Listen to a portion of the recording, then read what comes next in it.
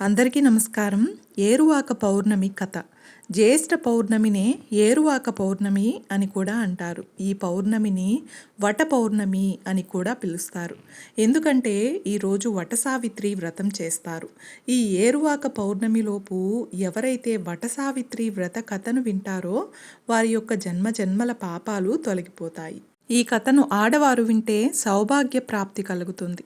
మరి అత్యంత పవిత్రమైన ఏరువాక పౌర్ణమి కథను ఇప్పుడు విందాం. ఈ కథను పూర్తిగా వినడానికి ప్రయత్నించండి. కథలోకి వెళ్ళే ముందు ఒక్క లైక్ చేసి శ్రీమాత్రే నమః అని కామెంట్ చేయండి. మీరిచ్చే చిన్న లైక్ నా ఛానల్ గ్రోత్కి ఎంతో సహాయపడుతుంది. ఇక కథలోకి వెళ్ళిపోదాం. పూర్వం మద్రదేశానికి రాజైన అశ్వపతి సంతానం కోసం 18 సంవత్సరాల పాటు సావిత్రీదేవిని ఆరాధించాడు.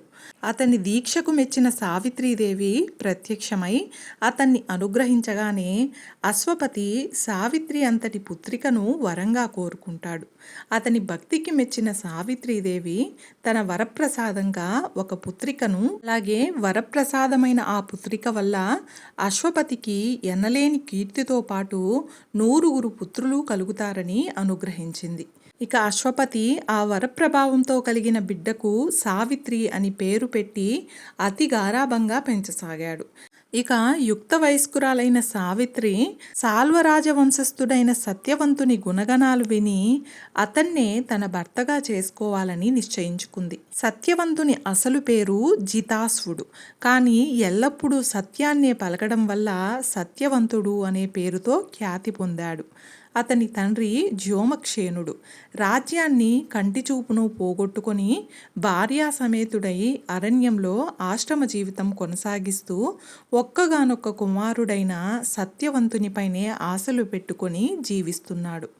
ఇక నారదుని ద్వారా వివరాలు తెలుసుకున్న సావిత్రి సత్యవంతునితో వివాహం జరిపించమని వేడుకుంది. ఇక ఆ మాటలకు నారదుడు సావిత్రితో ఇలా అంటాడు: సత్యవంతుని ఆయు ప్రమాణం మరొక సంవత్సర కాలమేనని, ఇటువంటి అల్పాయుష్కుణ్ణి వరించవద్దని చెప్తాడు. కానీ దృఢచిత్తమైన సావిత్రి విధిని తన మనోబలంతో ఎదుర్కొనగలనని చెప్పి మార్గం చూపమని నారదుణ్ణి ప్రార్థిస్తుంది. నారదుడు ఆమెకు బాలా త్రిపుర సుందరి త్రిరాత వ్రతాన్ని బోధించిన తరువాత ఆమె తండ్రిని సంప్రదించి సావిత్రి సత్యవంతుల వివాహం జరిపించి వెళ్ళిపోయాడు. ఇక మద్రదేశపు రాజకుమారిగా అతి గారాబంగా పెరిగిన సావిత్రి అతి సామాన్యమైన ఇల్లాలుగా నిరాడంబరంగా ప్రశాంతమైన ఆశ్రమవాసంలో జీవితాన్ని గడపడం ప్రారంభించింది. ఇక అత్తమామలను జాగ్రత్తగా చూసుకుంటూ భర్తతో అనురాగంతో మునిగి తేలుతున్నప్పటికీ మనసులో నారదుని మాటలు మననం చేసుకుంటూనే ఉంటుంది. ఇక మహర్షి చెప్పిన కాలానికి 4 రోజులు ముందుగా సావిత్రి బాలా త్రిపుర సుందరి త్రిరాత వ్రతాన్ని ప్రారంభిస్తుంది. కఠోర దీక్షతో ఆ వ్రతాన్ని నియమబద్ధంగా పూర్తి చేస్తుంది. 4వ రోజు ఉదయాన్నే శుచిగా అడవిలో లభించే అలసందలు, బెల్లం కలిపిన అట్లు తయారు చేసి వెన్న ముద్దతో పాటు అమ్మవారికి నివేదిస్తుంది. ఇక తరువాత అడవిలో ముత్తైదువులు ఎవ్వరూ దొరకకపోవడంతో మర్రి చెట్టునే ముత్తైదువుగా భావించి చెట్టుకే చీరా రవికలు పెట్టి 108 సార్లు నూలు దారంతో చెట్టు చుట్టూ చుట్టివేసింది. ఇక ఆ తర్వాత భర్తకు భోజనం పెట్టి తాను కూడా భుజించి వ్రత సమాప్తి చేస్తుంది. ఇక నారదుడు చెప్పిన గడువు రానే వచ్చింది. ఆ రోజున యథాప్రకారంగా భర్త గొడ్డలితో అడవిలోకి బయలుదేరగానే తాను కూడా భర్తతో పాటు నడవసాగింది. భర్త వెంటే నడుస్తున్న సావిత్రి అతను చూపుతున్న వింతలు చూస్తూ చెప్తున్న విశేషాలు వింటున్నా కూడా ఆమె సర్వేంద్రియాలు భర్తపైనే కేంద్రీకరించి ఉంది. కాసేపయ్యాక ఆ దుర్గడియ రానే వచ్చింది. నడిచి నడిచి అలసిపోయిన భర్తను తన ఒడిలో పడుకోబెట్టుకుంది. ఇక మరుక్షణమే నిద్రలోకి జారిపోయాడు సత్యవంతుడు. ఇంతలో మహీషువు గంటలు గనగనమని మోగగా పాశాన్ని చేతిలోకి తీసుకుని భీకరాకారంతో వచ్చిన కాలయముడు సత్యవంతునిలోని జీవుణ్ణి చెరపట్టి లాగాడు. ఇక త్రిరాత వ్రతం చేసిన ఫలం వల్ల ఎవరికీ కనిపించని ఆ భీకర దృశ్యాలు సైతం ఆ సావిత్రికి కనిపించసాగాయి. ఇక సావిత్రి తన భర్త జీవాన్ని తీసుకువెళ్తున్న యముణ్ణి అడ్డుకుంది. తనను చూసి కూడా చలించని ఆమెతో యముడు ఇలా అన్నాడు: నేటితో నీకు నీ భర్తకు మధ్య రుణం తీరింది. నీ భర్తకు జరిపించవలసిన సంస్కారాలు జరిపి నీ దోవన నీవు వెళ్ళు అని మరలిపోయాడు. ఇక విగత జీవుడైన తన భర్త శవాన్ని చెట్టుచాటున దాచి సావిత్రి యముణ్ణి అనుసరించింది. ఎవరో అనుసరిస్తున్నారని తెలిసి తిరిగి చూసిన యముడు సావిత్రి రావడాన్ని చూసి ఎంతో ఆశ్చర్యపోయి సావిత్రితో ఇలా అన్నాడు: నీ ధైర్యానికి మెచ్చి నీ భర్త ప్రాణం తప్ప ఏదైనా వరమిస్తాను, కోరుకో అన్నాడు. ఇక ఆ ఇల్లాలు అత్తవారింటి క్షేమం కోరి తన అత్తమామలకు చూపుతో పాటు పోగొట్టుకున్న రాజ్యాన్ని కూడా ప్రసాదించమని కోరింది. యముడు ఆ వరాన్ని ప్రసాదించినా కూడా సావిత్రి ఆయనను అనుసరించడం మానలేదు. అప్పుడు యముడు సావిత్రితో ఇలా అన్నాడు: అమ్మా, మొండితనం మాని మరలిపో. అలాగే మరొక వరం, అది కూడా నీ భర్త ప్రాణాలు తప్ప అని అనగానే సావిత్రీదేవి ఇలా వరం కోరుకుంది.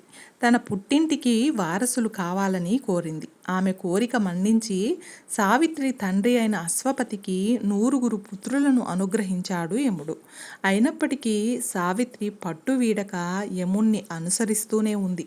యముడితో ఇలా అంటుంది: స్వామి, 7 అడుగులు నడిస్తే అపరిచితులు కూడా బంధువులవుతారు కదా. మేమిద్దరం అంతకన్నా ఎక్కువే నడవడం వల్ల ఆత్మ బంధువులయ్యాము కదా అని అన్నది. దానికి యముడు సావిత్రితో ఇలా అన్నాడు: సావిత్రి, నీ మాటలు నన్ను ఎంతో సంతోషపరిచాయి. మరొక వరం ఇస్తాను, అడుగు అన్నాడు. ప్రతి వరానికి ముందు నీ భర్త ప్రాణాలు తప్ప అన్న యముడు ఈ వరానికి మాత్రం ఆ షరతు విధించలేదు. ఇక సావిత్రి ఇలా వరం కోరుకుంది: స్వామి, మీరు ఈసారి ఎట్టి నిబంధనలు విధించలేదు కాబట్టి నా సౌభాగ్యాన్ని నాకు ప్రసాదించమని వినమ్రంగా చేతులు జోడించి ప్రార్థించింది. దానికి యముడు ఆమె వినయ విధేయతలను సమయస్ఫూర్తిని మెచ్చుకొని సత్యవంతుని ప్రాణాలు తిరిగి ఇచ్చి సత్యవంతుణ్ణి బ్రతికించి వారిద్దరినీ దీవించి వెళ్ళిపోయాడు. ఇక దానికి సావిత్రి ఎంతో సంతోషించింది. ఇదే వట సావిత్రి వ్రతకథ. ఇక ఏరువాక పౌర్ణమి అనేది తెలుగు రాష్ట్రాలలో రైతులు జరుపుకునే ఒక పవిత్రమైన వ్యవసాయ పండుగ. జ్యేష్ఠ మాసంలో వచ్చే పౌర్ణమిని ఏరువాక పౌర్ణమి లేదా కృషిక పున్నమి అంటారు. తొలకరి జల్లులు కురిసే మృగశిర కార్తె ప్రవేశాన్ని సూచిస్తూ దుక్కి దున్నే కార్యక్రమాన్ని ఈ రోజున ప్రారంభిస్తారు. వర్షాలు పడి భూమి మెత్తబడగానే వ్యవసాయ పనులు సజావుగా సాగాలని కోరుకుంటూ రైతులు పొలం బాట పడతారు. ఈ పండుగలో ఎద్దులకు ప్రత్యేక స్థానం ఉంది. వాటిని కడిగి కొమ్ములకు రంగులు పూసి పువ్వులతో అలంకరిస్తారు. పసుపు కుంకుమలతో పాటు నైవేద్యాలు పెట్టి పూజిస్తారు. ముఖ్యంగా వ్యవసాయదారులకు ఈ పండుగ పెట్టింది పేరు. ఏరువాక అనగానే ప్రయాణం చేయడం అనే అర్థాన్ని సూచిస్తుంది. ఏరు అంటే పంట పొలాలు, నాగలి అని అర్థం ఉంది. నాగలితో కృషిక క్రియకు ఉపక్రమించడం. ఏరువాక అని అర్థం అంటే దుక్కి దున్నడం. ఈరోజు వ్యవసాయదారులు తమ సంరక్షణలో ఉండే జంతువులను అనగా వృషభాలను చక్కగా కడిగి కొమ్ములకు రంగులు వేసి అలంకరించి వాటితో పాటుగా నాగలిని ఒక భుజంపై పట్టుకొని ఇతర వ్యవసాయ పనిముట్లను తీసుకొని వ్యవసాయ క్రియకు ఉపక్రమించడం ఈరోజు ఆరంభం చేస్తారు. కనుక దీనిని ఏరువాక పున్నమి అని పిలుస్తారు. ఈ ఏరువాక పున్నమికే సీతాయజ్ఞము అని కూడా పేరు ఉంది. సీతాయజ్ఞము అనే పేరు విష్ణు పురాణంలో చెప్పబడింది. అంటే బ్రాహ్మణులు మంత్రాదులు జపం చేయడంలో యజ్ఞం వలె ఆ దీక్షతో లక్ష్యంతో వ్యవహరిస్తారు. అలాగే కర్షకులు సీతాయజ్ఞము, సీత అంటే నాగలి, నాగలితో దుక్కి దున్నుతూ వ్యవసాయాన్ని ఆరంభించి పంటలు పండిస్తారు. ఇది వారికి యజ్ఞంతో సమానమని విష్ణు పురాణం వివరిస్తుంది. ఇక విశ్వవ్యాపిత స్వరూపమంతా ఆకాశం. నిజానికి ఆకాశం అంటే శూన్యం. ఏమీ లేని ఆ శూన్యంలో నుంచి వెలుగుగా కనిపించే ఆ ప్రకాశంలో నుంచి వాయువు పుట్టింది. ఆ వాయువులో నుంచి అగ్నితత్వం పుట్టింది. ఆ అగ్నిలో నుంచే నీరు ప్రవహించింది. ఆ నీరు వర్ష రూపంలో ఈ భూమిపై పడిన సమయంలో అనేక ఔషధులు మొలకెత్తుతాయి. పాడి పంటలు సస్యశ్యామలంగా ప్రకృతి అంతా పులకరిస్తుంది. కనుకనే ఏదో ఒక రూపంలో ఈ మాసంలో ప్రకృతిని అంటే అమ్మవారిని అర్చించాలి. ఇది వ్యవసాయ ఆధారిత పండగలలో ఇది ప్రధానమైనదిగా చెప్పబడింది. చూశారు కదండి, ఈరోజు మనం ఏరువాక పౌర్ణిమ, జ్యేష్ఠ పౌర్ణిమ కథ గురించి తెలుసుకున్నాం కదా. ఈ వీడియో మీకు నచ్చినట్లయితే ఒక్క లైక్ చేసి నా ఛానల్ని సపోర్ట్ చేయండి. ఇంకా మరెన్నో ఇంట్రెస్టింగ్ వీడియోస్ కోసం నా ఛానల్ని సబ్స్క్రైబ్ చేయండి. Thanks for watching.